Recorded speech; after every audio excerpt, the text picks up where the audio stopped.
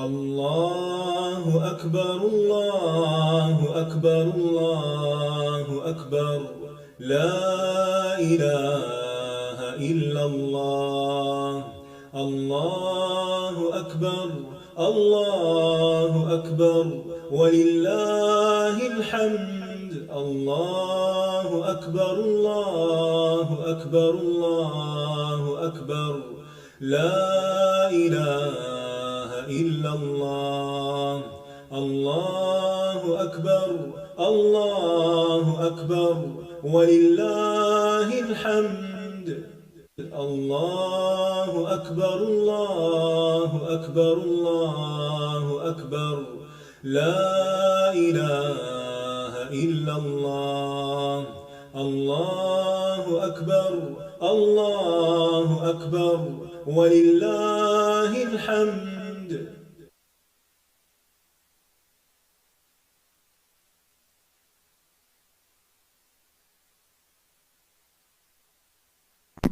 نحمده ونصلي على رسوله الكريم اما بعد فاعوذ بالله من الشيطان الرجيم بسم الله الرحمن الرحيم رب اشرح لي صدري ويسر لي امري واحلل عقدة من لساني يفقهوا قولي. اعوذ بالله من الشيطان الرجيم بسم اللہ الرحمن الرحیم قل اعوذ برب الناس ملک الناس الہ الناس من شر الوسواس الخناس الذي يوسوس في صدور الناس من الجنة والناس. قل اعوذ برب الناس ملک الناس الہ الناس من شر الوسواس الخناس الذي يوسوس في صدور الناس من الجنة والناس. کہہ دیجئے میں پناہ پکڑتا ہوں لوگوں کے رب کی، لوگوں کے بادشاہ کی، لوگوں کے معبود کی، وسوسہ ڈالنے والے کے شر سے جو ہٹ ہٹ کر آنے والا ہے، جو لوگوں کے سینوں میں وسوسہ ڈالتا ہے جنوں اور انسانوں میں سے. شیطان انسان کا ازلی دشمن ہے. وہ مسلسل اس کوشش میں لگا رہتا ہے کہ انسان کو اللہ کے راستے سے ہٹا دے، اس کو بہکا دے. اس کا حل ہمارے دین میں یہ بتایا گیا ہے کہ انسان ایسے مواقع پر فوراً اللہ کی پناہ لے لے. اللہ کی مدد سے انسان مضبوط ہو جاتا ہے اور شیطان کی چال ناکام ہو جاتی ہے. انسان وسوسے کا اثر قبول نہیں کرتا بلکہ تائید ربانی سے اسے ایمانی قوت نصیب ہوتی ہے، مزید نیکی کی توفیق مل جاتی ہے، اور یوں انسان اس دنیا کے دارالامتحان میں اپنے دشمن کے مقابلے میں کامیاب ہو جاتا ہے جو اس کو راہ حق سے ہٹانا چاہتا ہے. شیطانی وسوسوں سے بچنے کے لیے سورۃ الناس قرآن مجید کے اختتام پر ایک بہت ہی عمدہ رہنمائی فراہم کرتی ہے. تو یہ سورت مشتمل ہے انسانوں کے رب، انسانوں کے مالک، انسانوں کے الہ کی پناہ لینے پر شیطان کے شر سے، جو کہ اصل بنیاد اور سبب ہے ہر طرح کے شر کا. وہ جس کا فتنہ اور شر یہ ہے کہ وہ لوگوں کے سینوں میں وسوسے ڈالتا ہے اور شر یا برائی کو خوبصورت بنا کر دکھاتا ہے، اسے خوبصورت شکل میں پیش کرتا ہے، ان کے برائی کے ارتکاب کے ارادے کو ابھارتا ہے، یعنی ان کے اندر یہ ان کو موٹیویٹ کرتا ہے کہ وہ غلط کام کر لیں. ان کے لیے خیر کو کبھی ہی بناتا ہے تو وہ خیر سے پیچھے ہٹ جاتے ہیں، اور ان کو وہ چیز دکھاتا ہے جو اصل میں ہوتی نہیں، اور وہ ہمیشہ اسی طرح وسوسے ڈالتا رہتا ہے. اس لیے اللہ سبحانہ وتعالیٰ نے انسان کو یہ تلقین کی کہ وہ اس کے شر کے مقابلے میں اپنے آپ کو اللہ کی حفاظت میں دے دے، اور جو ایسا کرتا ہے اللہ تعالیٰ اس کو حفاظت فراہم فرماتا ہے اور شیطان اپنے مشن میں ناکام ہو جاتا ہے۔ سورۃ الناس ایک بے مثل سورت ہے۔ رسول اللہ صلی اللہ علیہ وسلم نے فرمایا، کیا تم نہیں دیکھتے کہ آج کی رات ایسی آیات اتری ہیں کہ ان کی مثل کبھی دیکھی نہیں گئی، اور وہ قل اعوذ برب الفلق اور قل اعوذ برب الناس ہے، جن کو معوذتین بھی کہا جاتا ہے، اور یہ سب سے افضل تعوذ ہے، یعنی وہ کلمات جن کے ذریعے اللہ تعالیٰ کی پناہ لی جاتی ہے۔ ابن عابس جوہنی رضی اللہ عنہ سے مروی ہے، انہوں نے بتایا کہ رسول اللہ صلی اللہ علیہ وسلم نے انہیں فرمایا، اے ابن عابس، کیا میں تمہیں تعوذ کے سب سے افضل کلمات کے بارے میں نہ بتاؤں جن سے تعوذ کرنے والے تعوذ کرتے ہیں؟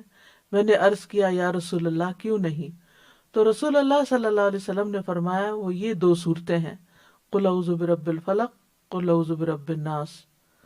عقبہ بن عامر کہتے ہیں کہ رسول اللہ صلی اللہ علیہ وسلم نے مجھے حکم دیا تھا کہ میں ہر نماز کے بعد معوذات کو پڑھا کروں۔ اسی طرح صبح و شام 3 بار ان صورتوں کو پڑھنے سے ہر چیز سے کفایت ہو جاتی ہے، یعنی ہر شر کے مقابلے میں یہ صورتیں کافی ہو جاتی ہیں۔ تو قل اعوذ برب الناس کا مطلب کیا ہے؟ قل آپ کہہ دیجئے اے رسول صلی اللہ علیہ وسلم، اعوذ میں پناہ لیتا ہوں، پناہ مانگتا ہوں، برب الناس لوگوں کے رب سے، یعنی اس سے حفاظت مانگتا ہوں کیونکہ وہ اکیلا ہی تمام وسوسوں کو، شر کو دور کرنے پر قادر ہے۔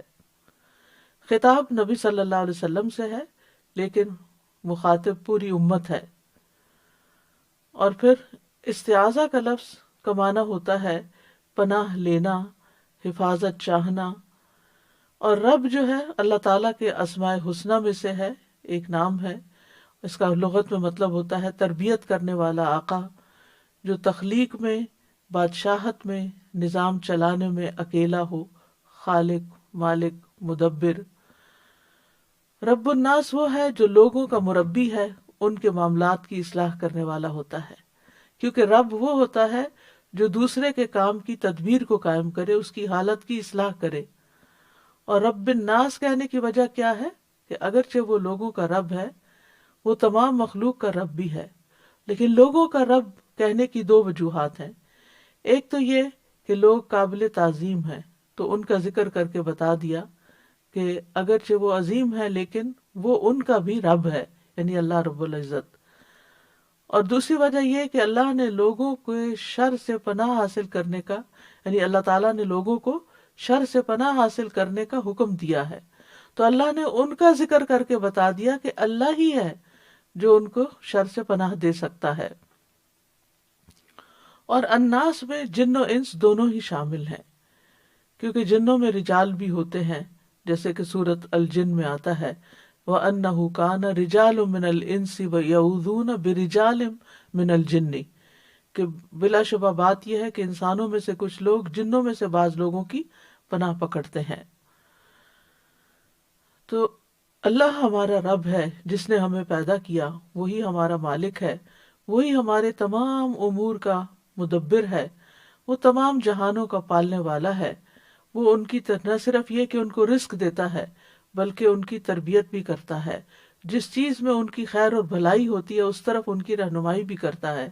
اور یہ خاص تربیت ہے جو اللہ تعالیٰ اپنے اولیاء کی کرتا ہے، یعنی رزق تو سب کو دیتا ہے، پیدا تو سب کو کیا ہے، لیکن رہنمائی اور خیر کی طرف رشد و ہدایت اپنے خاص بندوں کو عطا کرتا ہے۔ اور یہ بھی انسان کی اسی طرح ضرورت ہے جس طرح انسان کے لیے کھانا پینا ایک ضرورت ہے۔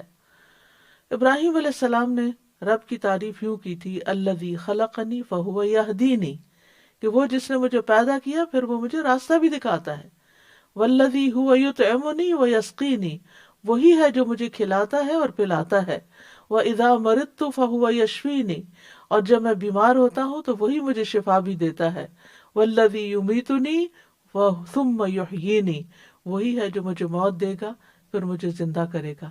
تو پیدائش سے آغاز کیا، زندگی کی بنیادی ضروریات کا ذکر کیا، اور پھر مرنے کے ذکر کے بعد دوبارہ پیدائش کا ذکر کیا۔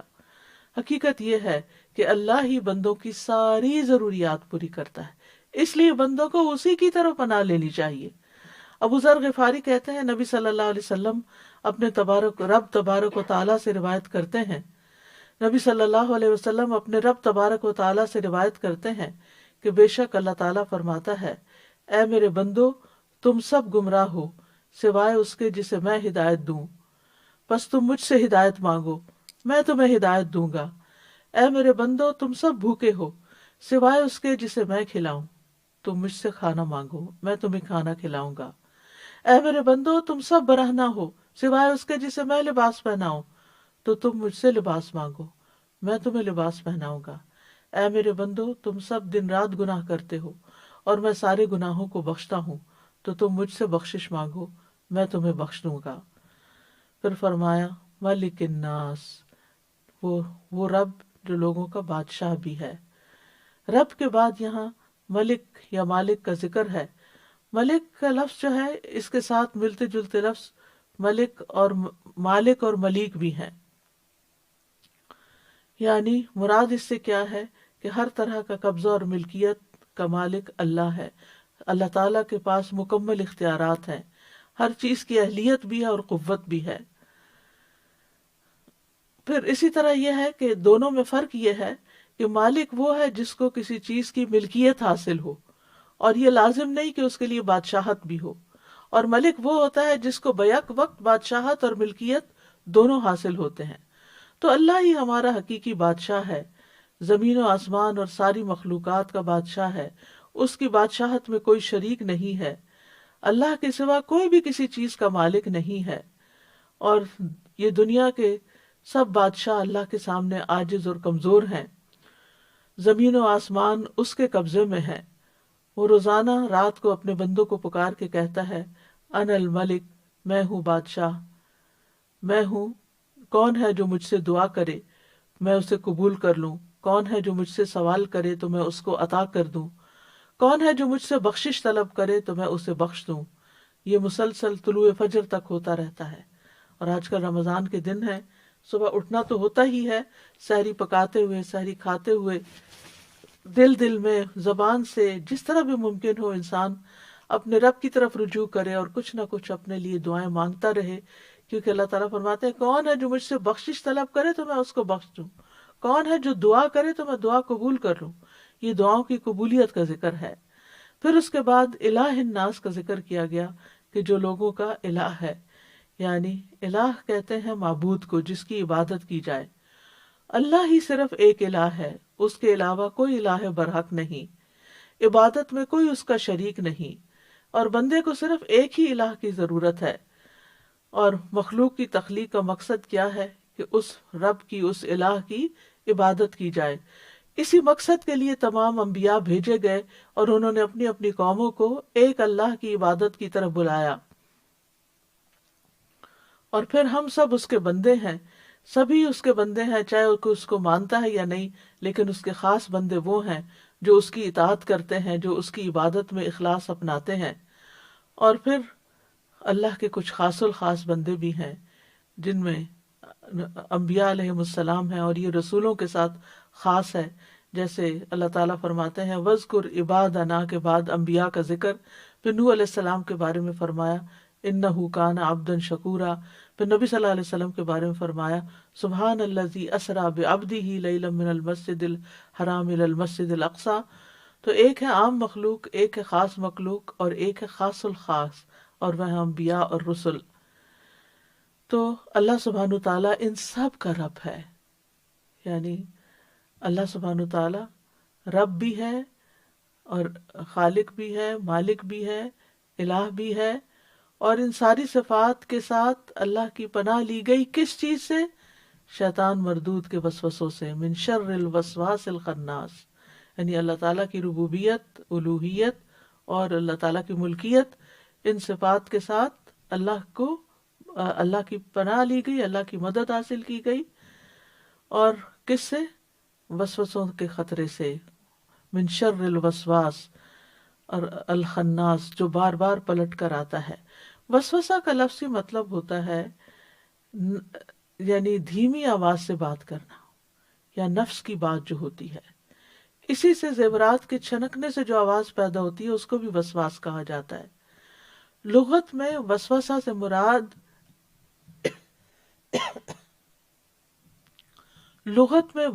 سے مراد ایسی پوشیدہ حرکت یا آواز ہے جسے محسوس نہ کیا جا سکے تاکہ بندہ اس سے بچ سکے. یعنی ایسی آواز جو محسوس نہ ہو، یعنی کہ وہ بات بھی ہو لیکن پتہ بھی نہ چلے. تو پوشیدہ چیز کو ڈالنے کا مطلب ہوتا ہے وسوسہ ڈالنا. یعنی شیطان جو ہے وہ انسان کے دل میں اتنے چپکے سے، اتنے خاموشی کے ساتھ خیال ڈال دیتا ہے کہ انسان کو یہ ریئلائز بھی نہیں ہوتا کہ شیطان کی طرف سے. دن میں کتنی دفعہ ہمیں یہ سوچ آتی ہے کہ میرا یہ خیال، میرا یہ گمان، میرے یہ تھنکنگ جو ہے یہ شیطان کی طرف سے ہے، یا یہ وسوسہ ہے، یا میرے نفس کا شر ہے. کیونکہ آج کل رمضان میں شیطان تو بندے ہیں کہ نفس برائی، اور ان آخری راتوں میں بھی اور اس آخری عشرے میں بھی اگر ہمارے دل کے اندر نیگیٹو تھنکنگ آ رہی ہے، منفی خیالات آ رہے ہیں لوگوں کے بارے میں، اپنے کام کے بارے میں، عبادت کے بارے میں، پتہ نہیں قبول ہوئی ہے کہ نہیں، پتہ نہیں کوئی فائدہ ہوا ہے روزے رکھنے کا کہ نہیں، پتہ نہیں جو کچھ میں کر رہی ہوں یہ اچھا ہے بھی کہ نہیں، یہ سب شیطانی وسوسے ہیں یا پھر آپ کے نفس کا شر ہے. کہ نفس جو ہے وہ ان چیزوں پہ زیادہ راضی ہوتا ہے کہ جو عیش و عشرت والی ہوں، یا جن کی ظاہری چکا چوند بہت ہو، جس کو لوگ اپریشیٹ کریں، جس پہ واہ واہ ہو، جس پر ہمیں تعریف ملے. تو نفس عموماً ایسے کاموں پر خوش ہوتا ہے. لیکن خالص اللہ کے لیے، اللہ کی رضا کے لیے کام کرنے پر نفس بھی بڑی آسانی سے آمادہ نہیں ہوتا. اور اسی طرح یقین نہیں آنے دیتا کہ ہم جو کر رہے ہیں اللہ کی اطاعت اور عبادت کا کام یہی کرنا چاہیے اور اس کو چھوڑنا نہیں چاہیے. تو بہرحال شیطان کا وسوسہ ہو یا انسان کے دل میں پلٹ کے آنے والا خیال، اور پھر اس کے ساتھ چند باتیں اور بھی ملا کے ایک اچھی بھلی نیکی کے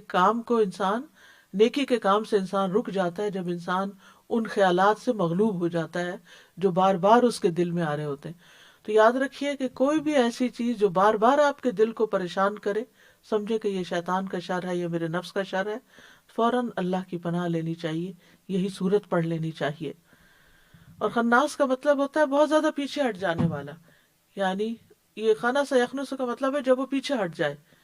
یعنی وہ شیطان جو انسان کے ساتھ ہے، جس کو موکل بھی کہا جاتا ہے، یہ انسان کے لیے خواہشات کو مزین کرتا ہے، اور پھر جب انسان اللہ کا ذکر کرتا ہے تو پیچھے ہٹ جاتا ہے، لیکن پیچھے نہیں ہٹتا، پھر دوبارہ پلٹ کے آتا ہے.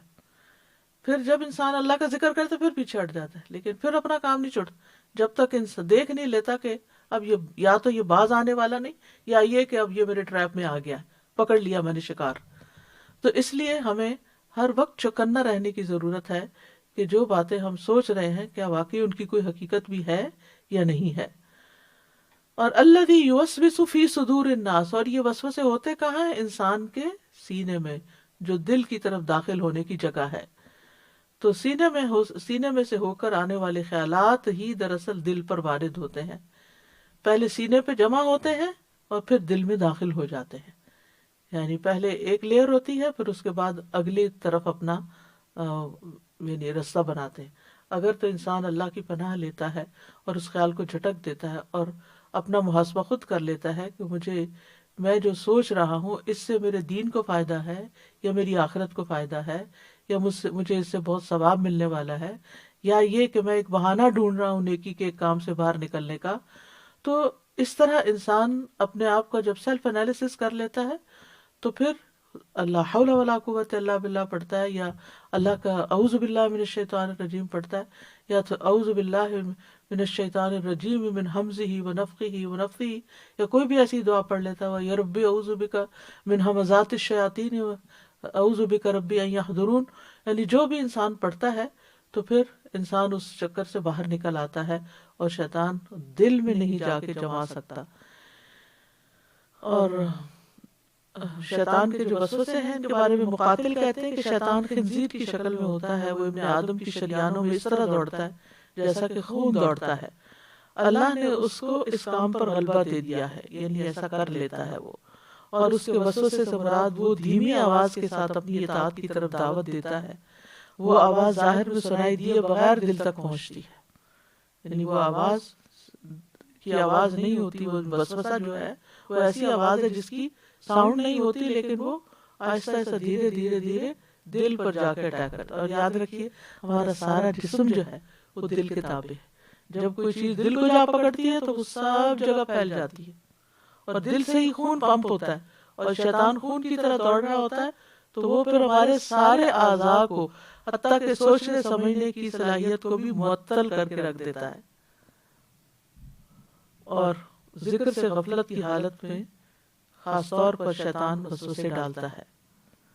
قتادہ کہتے ہیں انسان کے سینے میں شیطان کی اسی طرح تھوتنی ہوتی ہے جس طرح کتے کی تھوتنی ہوتی ہے، تو جب ابن آدم اللہ کے ذکر سے غافل ہو جاتا ہے تو وہ اس میں وسوسہ ڈالتا ہے، اور جب بندہ اپنے رب کا ذکر کرتا ہے تو پیچھے ہٹ جاتا ہے۔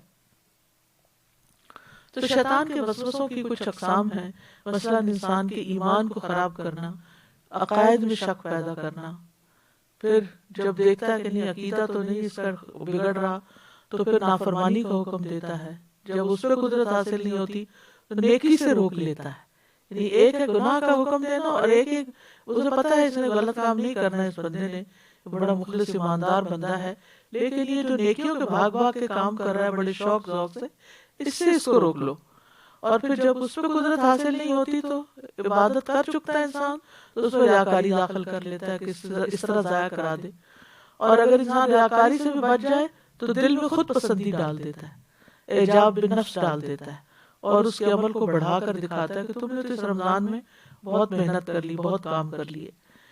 اسی میں سے ہے کہ وہ دل میں حسد، کینے اور غصے کی آگ کو دہکاتا ہے، یعنی یہ بھی شیطان کا شر ہوتا ہے کہ انسان کے اندر حسد پیدا کرتا ہے، کینہ، یعنی کوئی دل میں بات آ گئی کسی کے خلاف جانے ہی نہیں دیتا، پلٹ پلٹ کے وہی سوچواتا ہے، اور غصے کی آگ کو دہکاتا ہے، یہاں تک کہ انسان کو برے اعمال اور کبھی حالات کی طرف کھینچ کے لے جاتا ہے۔ تو اس کے شر سے بچنا آسان نہیں ہے سوائے اللہ کی مدد کے۔ تو اسی طرح یہ ہے کہ 2 رکعتیں پڑھی ہیں یا 4 پڑھی ہیں اس میں شک ڈال دیتا ہے۔ ابن تیمیہ کہتے ہیں کتاب الایمان میں کہ مومن کبھی شیطان کے ایسے، ابن عباس کہتے ہیں کہ آدمی نبی صلی اللہ علیہ وسلم کی خدمت میں آنے کی بجائے کوئلہ ہو جانا اسے زیادہ پسند ہے، تو رسول اللہ الذی رد کیدہ الی الوسوسہ، اور یہی جملہ اگر انسان پڑھے وسوسہ آتے وقت تو بھی وسوسہ دور ہوتا ہے، یعنی اس وسوسے کا پیدا ہونا اور انسان کے دل میں اس کی کراہیت ہونا، اس کا اس وسوسے کو دل سے دور ہٹانا، یہی خالص ایمان کی علامت ہے۔ جیسا کہ ایک مجاہد کی مثال ہے، اس کے پاس دشمن حملہ کرنے کے لیے آ جائے تو وہ دفاع کرتا ہے، اس کو دور ہٹاتا ہے، یہاں تک کہ اس پر غالب آ جاتا ہے، اور یہ بہت بڑا جہاد ہوتا ہے۔ یہاں تک کہ ابن تیمیہ کہتے ہیں یہی وجہ ہے کہ طلبہ علم اور اللہ کے خاص بندوں کو، یعنی طلبہ علم جو ہے، طالب علم جو ہیں اور اللہ کے خاص بندوں کو ایسے وسوسے اور شبہات لاحق ہوتے ہیں جو دوسروں کو نہیں آتے، کیونکہ دوسرے اللہ کی شریعت اور اس کے منہج پر نہیں چل رہے ہوتے، بلکہ وہ اپنی خواہشات پر ہی جھکے ہوئے ہوتے ہیں اور اپنے رب کے ذکر سے غافل ہوتے ہیں، اور یہی شیطان کا مقصد ہے۔ ان کے برعکس وہ لوگ جو علم اور عبادت کی صورت میں اپنے رب کی طرف متوجہ ہوتے ہیں، شیطان انہی لوگوں کا دشمن ہے، یہ ان کو اللہ سے روکنا چاہتا ہے، خیر کے کام سے روکنا چاہتا ہے۔ اسی طرح آپ دیکھیں کہ مل جل کے کام کرنے میں کتنی برکت ہے، لیکن جو لوگ دین کا کام مل جل کر کر رہے ہوتے ہیں ان پر اور طرح کے وسوسے لا کے ڈالتا ہے، کہ تمہاری تو کوئی قدر ہی نہیں، تمہاری کوئی قیمت ہی نہیں، تمہاری کوئی ویلیو ہی نہیں، تمہیں تو کوئی پوچھتا نہیں، تمہاری تو کوئی یعنی تو تمہاری کوئی شان و شوکت ہی نہیں، لوگ تمہاری عزت ہی نہیں کرتے، کوئی تمہاری بات نہیں سنتا، تو تمہیں کیا فائدہ، تم خود اپنا کچھ کر لو۔ اور اسی طرح کے وسوسوں میں آ کے بہت سے لوگ اجتماعیت سے نکل جاتے ہیں، جس کے نتیجے میں نہ وہ اکیلے کچھ بہت بڑی پرفارمنس اختیار کرتے ہیں، یعنی ہوتی ہے ان سے، اور نہ ہی پھر دین کو کوئی فائدہ ہوتا ہے۔ پھر اسی طرح یہ ہے کہ وسوسوں کی پہچان یہ ہے کہ انسان، یعنی پہچان اس طرح ہوتی ہے کہ انسان جس چیز کو بڑے ذوق و شوق اور ایمان کے جذبے کے ساتھ کر رہا ہوتا ہے وہ جذبہ ٹھنڈا پڑنے لگتا ہے، وہ ایمان کمزور ہونے لگتا ہے۔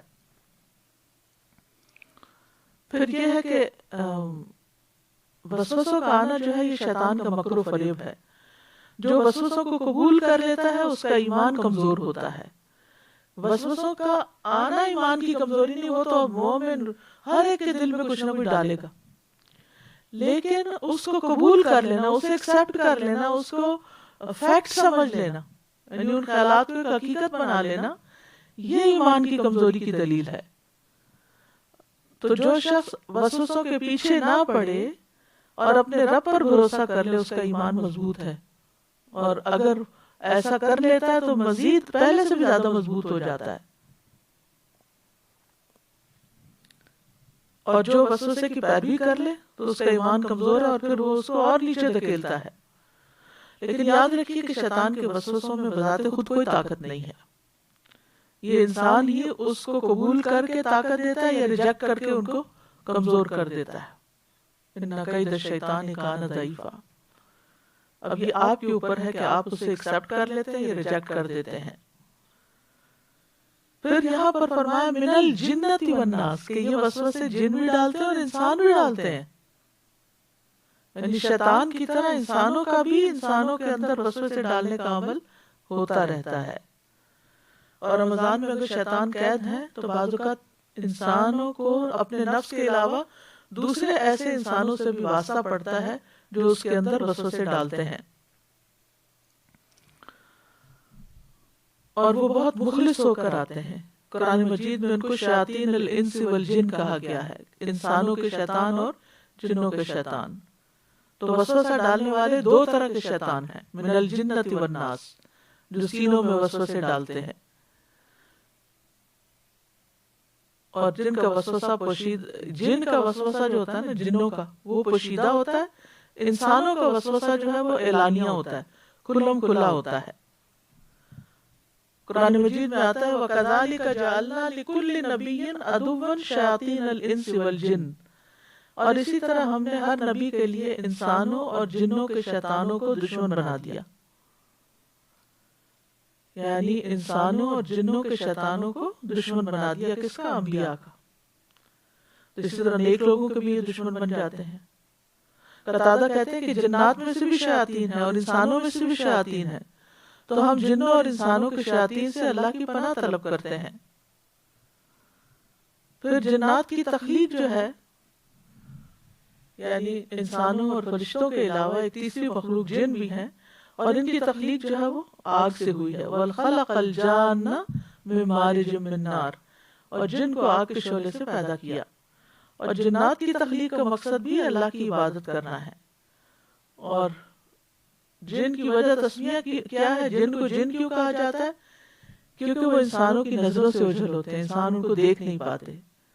جیسے باغ کو جنت کہا گیا کیونکہ اس کے درختوں کی ٹہنیاں ایک دوسرے کے اندر لپٹی بھی ہوتی ہیں، اور ماں کے پیٹ میں جو بچہ ہوتا ہے اس کو جنین کہا جاتا ہے کیونکہ وہ بھی نظر نہیں آتا۔ ڈھال کو مجنہ کہا جاتا ہے کیونکہ جنگجو کو اس کو اپنے سامنے کر کے اس کے پیچھے چھپ جاتا ہے۔ اسی طرح جنوں کی جہاں تک ساخت اور تخلیق کا تعلق ہے تو قرآن و سنت سے پتہ چلتا ہے کہ ان کے بھی دل، آنکھ اور کان ہیں، اور دیگر چیزیں بھی ہیں، ان کی اولاد بھی ہوتی ہے۔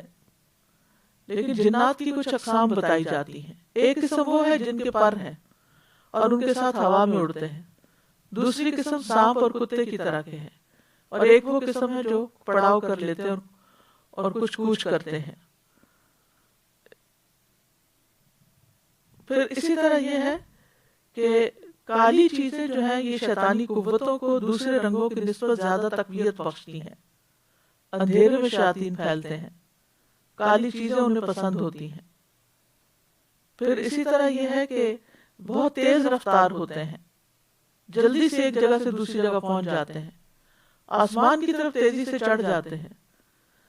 ان کو کئی فنون بھی آتے ہیں، جیسے سلیمان علیہ السلام نے ان سے تعمیرات کا اور آلات بنانے کا کام لیا تھا۔ پھر انہیں مختلف شکلیں اختیار کرنے پر بھی قدرت حاصل ہوتی ہے، جیسے شیطان انسان کی شکل بھی اختیار کر لیتے ہیں بعض اوقات، اور جانوروں کی صورت بھی۔ انسان کے جسم میں شیطان خون کی طرح جاری ہوتا ہے، یعنی ساتھ ساتھ اس میں دوڑ رہا ہوتا ہے۔ پھر جنات کے کچھ کمزور پہلو بھی ہیں، اور وہ کیا ہیں کہ شیطان کی چال کمزور ہے۔ پھر نیک بندوں پر شیطان کا تسلط نہیں۔ مضبوط ایمان والے بندوں سے شیطان ڈرتا بھی ہے، جیسے عمر رضی اللہ عنہ تھے۔ سلیمان علیہ السلام کے لیے جنات مطیع کر دیے گئے تھے۔ جنات معجزات نہیں لا سکتے، یعنی پیغمبروں کے معجزات نہیں دہرا سکتے، خواب میں نبی صلی اللہ علیہ وسلم کی صورت اختیار نہیں کر سکتے، آسمان و زمین کی ایک حد تک پہنچ کر رک جاتے ہیں، بند دروازے نہیں کھول سکتے۔ یہ چند ان کے علامات، یعنی ان کی کمزوریاں ہیں کہ وہ یہ کرنے پہ قادر نہیں۔ یہ معلوم ہونی چاہیے تاکہ انسان بلا وجہ کے وسوسوں اور خوف میں مبتلا نہ ہو۔ جنوں میں نیک بھی ہوتے ہیں اور جنوں میں بد بھی ہوتے ہیں، جیسا کہ سورۃ الجن سے ہمیں پتہ چلتا ہے۔ شیطان انسانی شکل میں بھی آتے ہیں، جیسے حضرت ابو ہریرہ والی حدیث سے پتہ چلتا ہے کہ جب وہ صدقہ فطر پر نگران بنائے گئے تھے اور شیطان وہاں سے چوری کر رہا تھا، تو بہرحال حضرت ابو ہریرہ نے کہا کہ میں تمہیں نبی صلی اللہ علیہ وسلم کے پاس لے جاؤں گا۔ 3 دن تک وہ ایسے ہی کہتے رہے، تو تیسرے دن وہ بہت محنت کرنے لگا اور کہا کہ میں تمہیں ایک ایسی بات بتاتا ہوں کہ جس سے تمہیں فائدہ ہوگا، تو تم مجھے چھوڑ دو۔ حضرت ابو ہریرہ علم کے بہت حریص تھے، لہٰذا انہوں نے یہ بات سن لی اور اس کو چھوڑ دیا۔ اور اس نے کیا بتائی بات کہ جب بستر پر لیٹو تو آیت الکرسی شروع سے آخر تک پڑھ لیا کرو۔ اس نے مجھ سے بھی کہا کہ اللہ کی طرف سے تم پر ایک نگران مقرر رہے گا، یعنی یہ بات بھی کہی، اور صبح تک شیطان تمہارے قریب بھی نہیں آ سکے گا۔ تو یہ حضرت ابو ہریرہ نے یہ بات نبی صلی اللہ علیہ وسلم کو بتائی، تو آپ نے فرمایا اگرچہ وہ جھوٹا تھا لیکن تم سے یہ بات سچ کہہ گیا۔ اے ابو ہریرہ، کیا تم جانتے ہو تم 3 راتوں سے کس سے باتیں کر رہے تھے؟ انہوں نے کہا نہیں۔ آپ نے فرمایا وہ شیطان تھا۔ پھر اسی طرح یہ ہے کہ ان کے رہائش گاہیں جو ہیں وہ ناپاک جگہ بھی ہوتی ہیں، اور گھروں میں بھی اپنا ٹھکانہ بنا لیتے ہیں۔ کچھ دھوپ اور کچھ سائے میں آپ نے بیٹھنے سے منع کیا اور فرمایا یہ شیطان کی نشست ہوتی ہے۔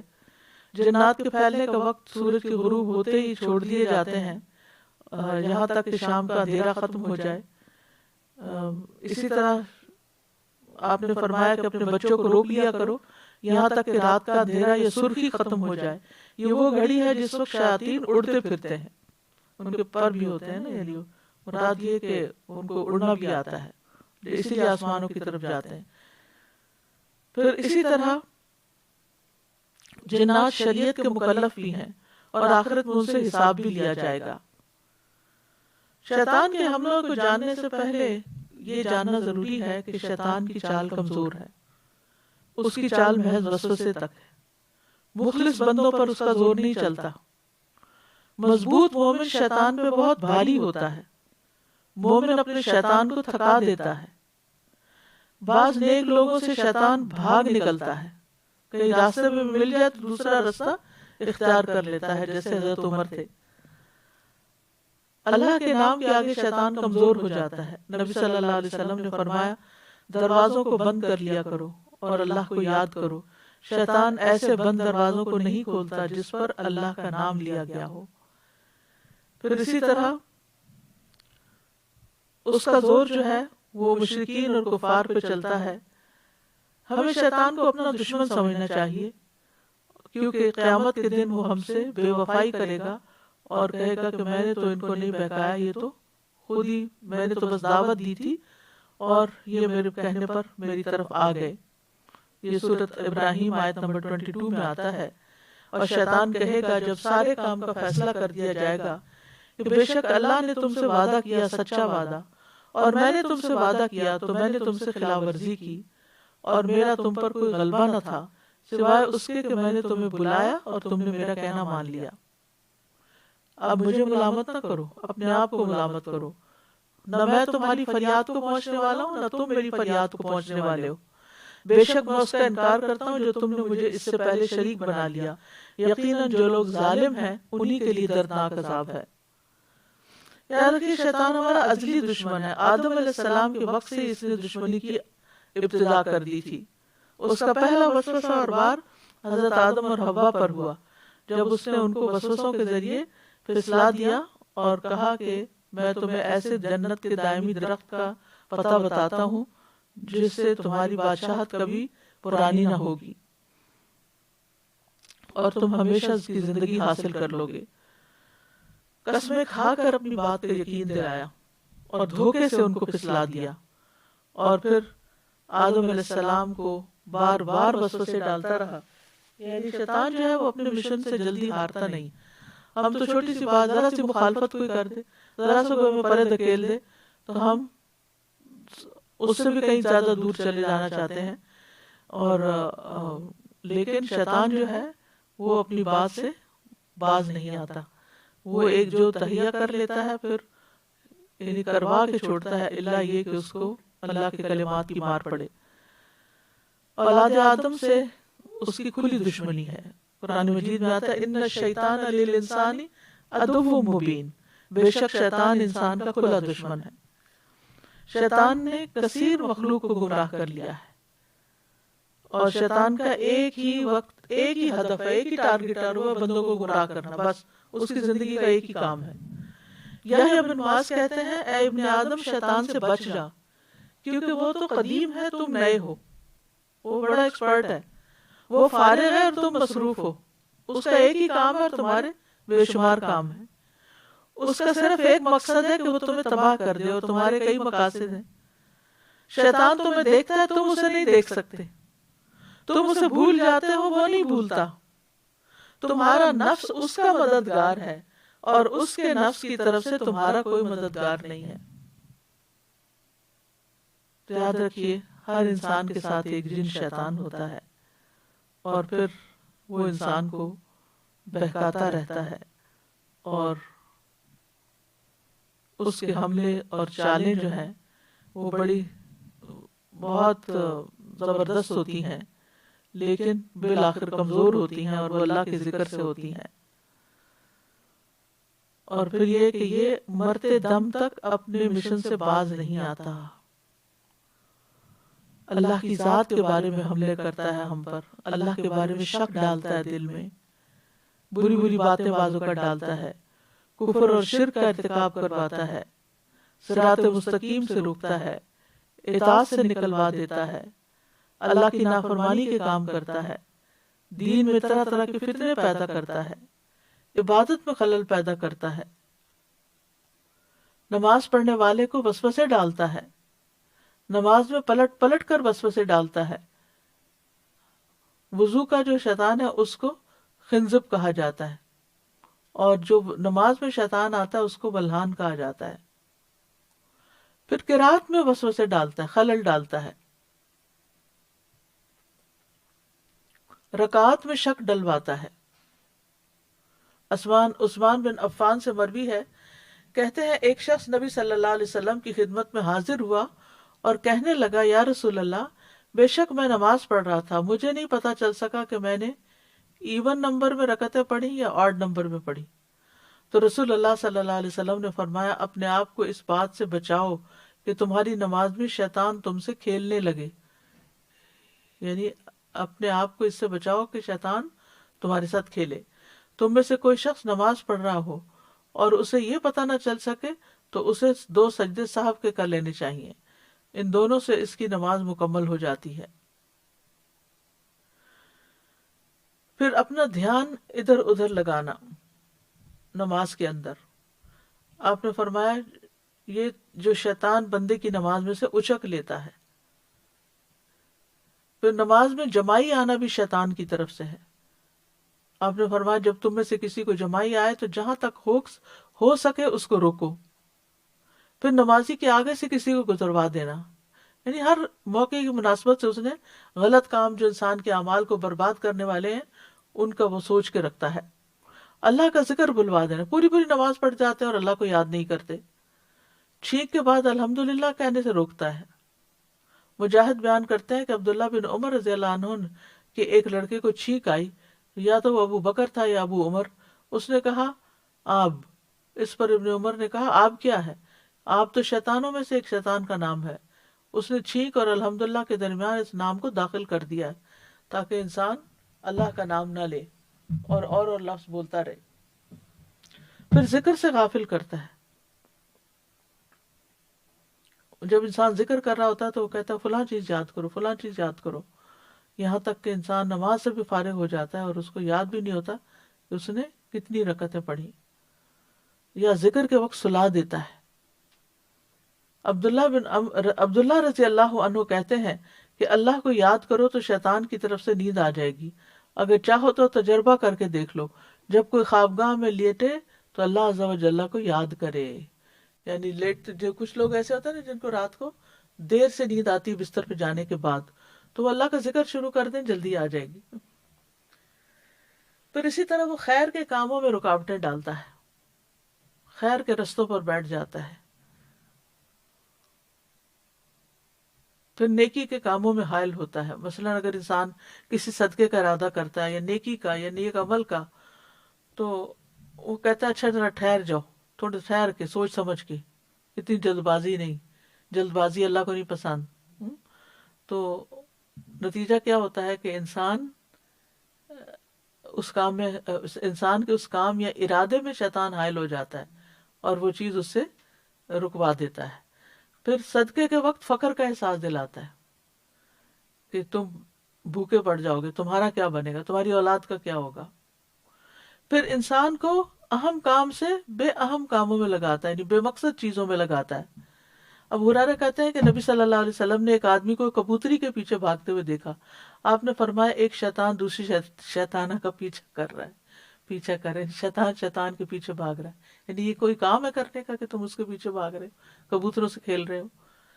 پھر برے کاموں کو مزین کرتا ہے، برائی اور بے حیائی کے کام کرواتا ہے، لباس میں بے حیائی کرواتا ہے، برے اعمال مزین کروا دیتا ہے، اپنی آواز سے بہکاتا ہے، لوگوں کو گانے بجانے میں لگاتا ہے،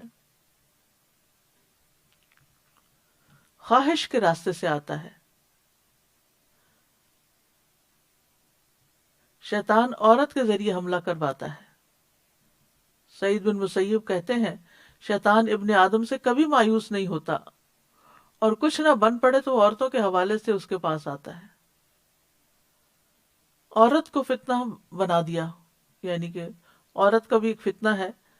تو آپ نے فرمایا کوئی مرد کسی عورت کے ساتھ تنہا نہیں ہوتا مگر اس کے ساتھ تیسرا شیطان ہوتا ہے. پھر اسی طرح ہر نظر میں، بری نظر میں شیطان کی ہرس ہوتی ہے. نبی صلی اللہ علیہ وسلم نے فرمایا گناہ دلوں پر غلبہ پاتے ہیں اور ہر نظر میں شیطان کی گمراہ کرنے کی ہرس ہوتی ہے کہ اس کے ذریعے اس کو اور غیر ضروری چیزوں میں ملوث کر دے. آپس کے تعلقات میں خرابیاں پیدا کرتا ہے، عداوت اور نزاع پیدا کرتا ہے، آپس میں لڑائیاں ڈلواتا ہے، انسانوں میں فتنے پیدا کرتا ہے، میاں بیوی کے درمیان جدائی ڈالتا ہے، شوہر کو بیوی پر غصہ دلاتا ہے، آپس میں لڑوا کر غصہ دلواتا ہے، بچوں کے درمیان حسد پیدا کرتا ہے جیسے اخوان یوسف، سرگوشیوں کے ذریعے بندوں کو غمگین کرتا ہے. شیطان کے کچھ اور بھی مکر و فریب ہیں، جس طرح اللہ کی نعمتوں پر مغرور کر دیتا ہے بندے کو کہ تم سب سے بہتر ہو، اور پھر بندوں پہ تکبر کرواتا ہے، اللہ کی ذات کی رضا کے علاوہ خواہشات کی پیروی سکھاتا ہے، روزمرہ کے معمولات میں اپنا حصہ ڈالتا ہے. آپ صلی اللہ علیہ وسلم نے فرمایا بے شک شیطان تم میں سے ہر ایک آدمی کے پاس اس کے کام کے وقت موجود رہتا ہے، یہاں تک کہ اس آدمی کے کھانا کھانے کے وقت بھی اس کے پاس ہوتا ہے. لہٰذا جب تم میں سے کسی کا لقمہ گر جائے تو اسے چاہیے کہ گندگی صاف کر کے پھر اسے کھا جائے اور اس لقمے کو شیطان کے لیے نہ چھوڑے. اور جب کھانا کھا کر فارغ ہو جائے تو اپنی انگلیاں چاٹ لے، کیونکہ وہ نہیں جانتا کہ برکت اس کے کھانے کے کس حصے میں ہے. پھر اسی طرح شیطان اگر بسم اللہ پڑھ کے گھر میں داخل نہ اور بسم اللہ پڑھ کے دروازہ بند نہ کرے اور بسم اللہ پڑھ کے کھانا نہ کھائے تو شیطان ہر چیز میں شریک ہو جاتا ہے. پھر اسی طرح بائیں ہاتھ سے لینا دینا، جمائی کے وقت شیطان ہنستا ہے، اللہ کی نافرمانی کی طرف جانے میں شیطان کا بہت بڑا ہاتھ ہوتا ہے، فضول خرچی کرواتا ہے۔ قرآن مجید میں آتا ہے وَآتِ ذَا الْقُرْبَى حَقَّهُ وَالْمِسْكِينَ وَلَا تُبَذِّرْ تَبْذِيرًا إِنَّ الْمُبَذِّرِينَ كَانُوا إِخْوَانَ الشَّيَاطِينَ، اور رشتہ دار کو اس کا حق دیا کرو، وَآتِ ذَا الْقُرْبَى حَقَّهُ، اور رشتہ دار کو اس کا حق دو، اور مسکین اور مسافر کو اس کا حق ادا کرو، اور فضول خرچی نہ کرو۔ فضول خرچی کرنے والے شیطانوں کے بھائی ہیں، اور شیطان اپنے رب کا بہت ناشکرا ہے۔ تو شیطانی حملوں سے حفاظت کے لیے اگر کسی کو محسوس ہو کہ اس کے اوپر اس طرح کے حملے بہت ہو رہے ہیں جن کا ابھی ہم نے پیچھے ذکر کیا، تو اللہ کی پناہ ہی میں اصل پناہ ہے، اور کوئی بھی پناہ نہیں دے سکتا۔ لہٰذا سب سے پہلے انسان اپنی توحید کو خالص کرے، یعنی اپنے رب کے ساتھ اپنے معاملے کو صاف کرے، پھر اللہ پر توکل کرے، تقوی کے نور سے وسوسوں کو ہٹائے، نیک اعمال اور عبادات کو لازم کر لے اور برائیوں سے بچے، کثرت سے اذکار کرے، ہر موقع کے اذکار کرے، صبح و شام کے، نمازوں کے بعد کے، میت کی بخشش کے، پھر سواری پہ بیٹھ کر بھی اللہ کا ذکر کرے۔ اللہ کے ذکر کا فائدہ یہ ہوتا ہے کہ شیطان حقیر ہو جاتا ہے، تھک جاتا ہے۔ جیسے ابھی آپ کو بتایا الوسواس الخناس پڑھ کر انسان 11 دفعہ یعنی اپنے اوپر، یعنی الوسواس الخناس پوری صورت پڑھ کے یعنی وسواس سے پناہ لے، اور اس طرح پھر یہ کہ وہ تھک جاتا ہے اور حقیر ہو جاتا ہے۔ ابن عباس کہتے ہیں کہ جب انسان بھول میں پڑ جاتا ہے یا غفلت کی حالت میں ہوتا ہے تو شیطان ابن آدم کے دل پہ بیٹھ جاتا ہے، اسے وسوسہ ڈالتا ہے، پھر جب انسان اللہ کا ذکر کرتا ہے تو وہ رک جاتا ہے۔ 3 دفعہ ویسے تو پڑھنا چاہیے صبح شام اور نمازوں کے بعد ایک دفعہ، لیکن یہ ہے کہ اگر کسی کو دم کرنا ہو، کسی کے اوپر جنات کا اثر ہو یا پوزیس ہو، تو اس صورت میں 11 دفعہ پڑھ سکتے ہیں۔ اذکار جو ہوتے ہیں وہ ایک زرہ کی طرح ہوتے ہیں اور شیطان کو آنے نہیں دیتے۔ اسی طرح صفائی ستھرائی کا اہتمام کرنا چاہیے، جسمانی صفائی کا، یعنی دن کی ابتدا 3 کاموں سے۔ آپ نے فرمایا شیطان تم میں سے ہر ایک آدمی کی گردن پہ جب وہ سو جاتا ہے 3 گریں لگاتا ہے، روز 3 گریں لگتی ہیں، ہر ایک گرہ پر پھونک مارتا ہے، ابھی رات بڑی لمبی ہے۔ جب کوئی بیدار ہوتا ہے اور اللہ کا ذکر کرتا ہے، دعا پڑھتا ہے، تو ایک گرہ کھل جاتی، وضو سے دوسری اور نماز سے تیسری، اور انسان حشاش بشاش خوش مزاج اٹھتا ہے۔ اسی طرح اٹھ کر ناک جھاڑنی چاہیے۔ نبی صلی اللہ علیہ وسلم نے فرمایا جب تم میں سے کوئی نیند سے بیدار ہو اور وضو کرے تو 3 مرتبہ ناک میں پانی ڈال کر جھاڑے، کیونکہ شیطان اس کی ناک کے بانسے میں رات گزارتا ہے۔ پھر گھر کو شیطانی چیزوں سے پاک کرنا چاہیے۔ آپ نے فرمایا گھنٹی شیطان کا باجا ہے۔ رات ہوتے ہی شیطان سے حفاظتی اقدامات کرنے چاہیے، بچوں کو روک لینا چاہیے، دروازے بند کر لینے چاہیے، اور اللہ کا نام لینا چاہیے۔ مشکیزوں کو بھی بند کر لیں، برتنوں کو ڈھانک دیں۔ پھر شیطان سے بچنے کا ایک اور طریقہ قرآن سے مضبوط تعلق۔ قرآن کو تھامنا شیطان کی گمراہیوں سے بچانے کا ذریعہ ہے۔ پھر استعاذہ یعنی تعوذ والی دعائیں جو ہیں، اعوذ باللہ من الشیطان الرجیم، اور اسی طرح جو دیگر دعائیں ہیں جن میں شیطان کے وسوسے، اس کی پھونک اور تھوک سے پناہ مانگی گئی، من ہمزہ ونفخہ ونفثہ۔ اور پھر شیطان کو برا بھلا کہنے کی بجائے اللہ کی پناہ لینی چاہیے، کیونکہ شیطان بہت خوش ہوتا ہے جب ہم اس کو برا بھلا کہتے ہیں، کیونکہ وہ سمجھتا ہے میں کامیاب ہو گیا ہوں، جو میرا مشن تھا وہ پورا ہو گیا۔ پھر یہ ہے کہ بیت الخلاء میں جاتے ہوئے تعوذ پڑھنا چاہیے، اللہم انی اعوذ بک من الخبث والخبائث۔ پھر کتے کے بھونکنے اور گدھے کی آواز سن کر، پھر گھبراہٹ کے وقت اعوذ بکلمات اللہ التامۃ من غضبہ وشر عبادہ ومن ہمزات الشیاطین وان یحضرون۔ پھر رقیہ کرتے وقت، مسجد میں داخل ہوتے وقت، کسی منزل پہ اترتے وقت، برا خواب دیکھتے ہوئے، پھر عقائد پر اگر شیطانی وسوسے آ رہے ہوں، اللہ کے بارے میں شک ہو یا آخرت کے بارے میں، تو اس وقت، پھر صبح شام۔ پھر اسی طرح یہ ہے کہ کرنے کے کاموں میں یہ ہے کہ وسوسوں سے اعراض برتیں، دل کو اتنا چمکا کے رکھیں کہ ذرا سا بھی وسوسہ آئے تو فوراً آپ الرٹ ہو جائیں، اور یہ تقوی والوں کے لیے ہوتا ہے۔ اذا مسہم طائف من الشیطان تذکروا فاذا هم مبصرون، کہ وہ ایک دم الرٹ ہو جاتے ہیں کہ نہیں نہیں نہیں، یہ تو بالکل بہت منفی بات ہے، نیگیٹو تھنکنگ ہے، شیطان کا وسوسہ ہے، مجھے اس کو چھوڑ دینا ہے، اور پھر اعراض برتنا ہے وسوسوں سے، کیونکہ شیطان تو چاہتا ہے کہ انسان کو آکیوپائڈ رکھے۔ پھر اسی طرح یہ ہے کہ وسوسوں سے جان چھڑانے کے کئی ایک راستے ہیں، مثلا جتنے بھی ہمارے کام ہیں نا ان کے شروع میں بسم اللہ پڑھی جائے، کھانا پینا، لباس پہننا، اسی طرح پھر یہ چیز شیطان کے وسوسوں سے حفاظت کا ذریعہ بن جاتی ہے۔ پھر اللہ کے کتاب کے ایک مقرر حصے کی تلاوت لازمی کرنی چاہیے، روزانہ روب پڑھیں۔ رمضان میں تو لوگ ایک سپارہ روزانہ کا پڑھ ہی لیتے ہیں، لیکن بعد میں پھر بھول جاتے ہیں، تو اپنی ہیبٹ بنائیں کہ نو میٹر واٹ، تنگی ہو خوشحالی ہو، ہر روز چاہے سپارہ پڑھیں یا آدھا پڑھیں یا رب پڑھیں، لیکن کچھ نہ کچھ مقرر کر کے ضرور پڑھیں۔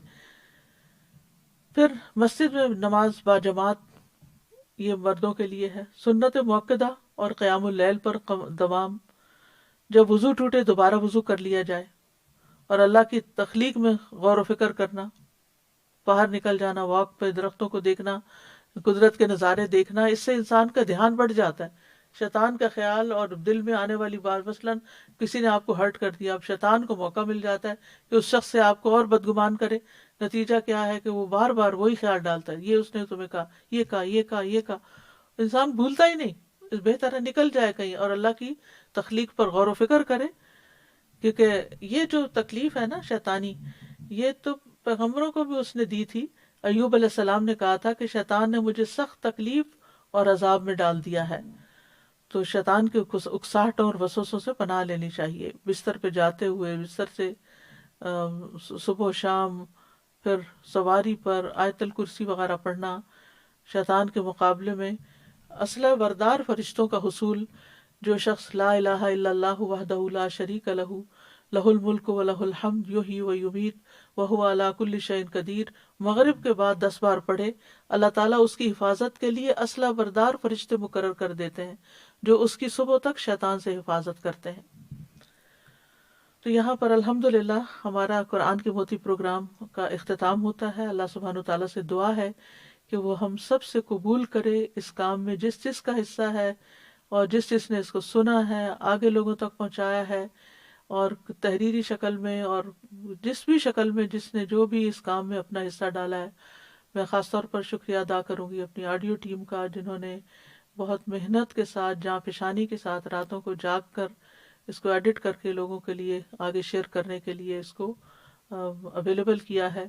اللہ سبحانہ تعالیٰ سب کا یعنی کہ ہم نہیں جانتے کہ کس کس کا کس طرح کتنا حصہ ہے، اللہ سبحانہ تعالیٰ سب کا قبول کرے، جنہوں نے محنت کی، ریسرچ کی اور ساری چیزوں کو تیار کیا، اللہ سبحانہ تعالیٰ سب سے قبول فرمائے۔ اور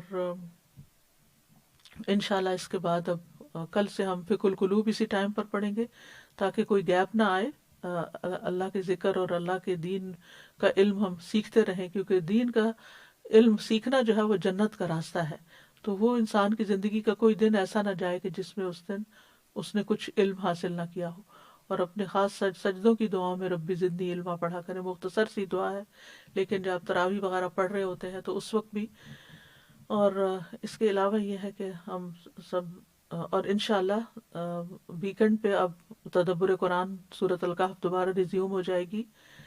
ویکنڈ کا ٹائم انشاءاللہ 12 بجے ہوگا، 12 سے 1:30 بجے تک، لیکن ویک ڈیز کا ٹائم یہی 2 بجے ہوگا۔